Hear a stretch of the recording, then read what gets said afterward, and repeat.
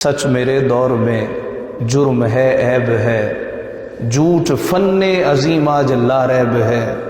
ایک اعزاز ہے جہل و بے رہ روی، ایک آزار ہے آگہی یا نبی۔ دے تبسم کی خیرات ماحول کو، ہم کو درکار ہے روشنی یا نبی۔ حضور علیہ الصلاۃ والتسلیم اور مقدسات سے منسوب بے شمار تبرکات مارکیٹ میں موجود ہیں۔ ہر دوسرے آدمی کے گھر وہ کہتا ہے جی میرے گھر میں حضور علیہ السلام کے منہ مبارک، دوسرا آدمی وہ کہتا ہے میرے پاس خانہ کعبہ کا غلاف ہے، ایک صاحب جی میرے پاس روضہ رسول کا غلاف ہے، روضہ رسول کے غلاف کو تبدیل کیے ہوئے سال ہو گئے ہیں، تیرے پاس کہاں سے آ گیا؟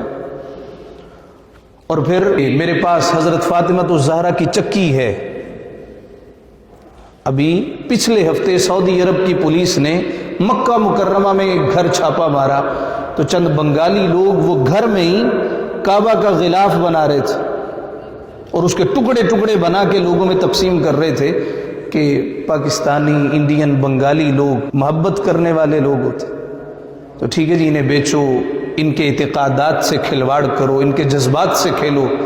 تو اس طرح جال سازی، پہلے کیا جال سازی ہوتی تھی؟ حضور کے فرمان پر جال سازی ہوتی تھی، حضور سے منسوب کوئی بات کر دی، اب حضور سے منسوب چیزیں بیان کرنا شروع ہو گئی۔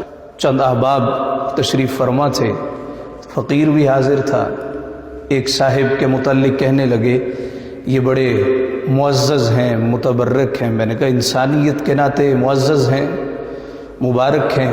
نہیں، ان کی خاص وجہ وہ کیا؟ جی حضرت نوح علیہ السلام کی اولاد میں سے۔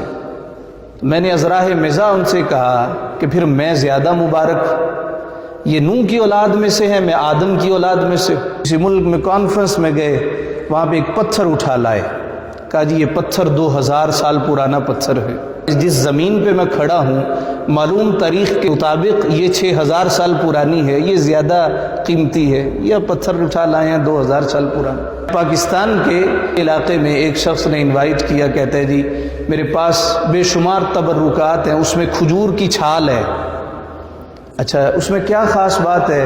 کہنے لگا جب آدم علیہ السلام کو اللہ نے دنیا میں بھیجا تھا تو جس کھجور کے سائے تلے آپ بیٹھے تھے یہ اس کھجور کی چھال ہے۔ سبحان اللہ، اس وقت آپ کے رشتہ داروں میں سے کون تھا جو دیکھ رہا تھا کہ اس درخت کے نیچے جناب آدم اترے؟ کون لوگ ہیں جو اس طرح کی باتیں گھڑتے ہیں؟ قربان جائیں ہم اپنے آپ پہ بھی جو ایکسیپٹ بھی کر لیتے۔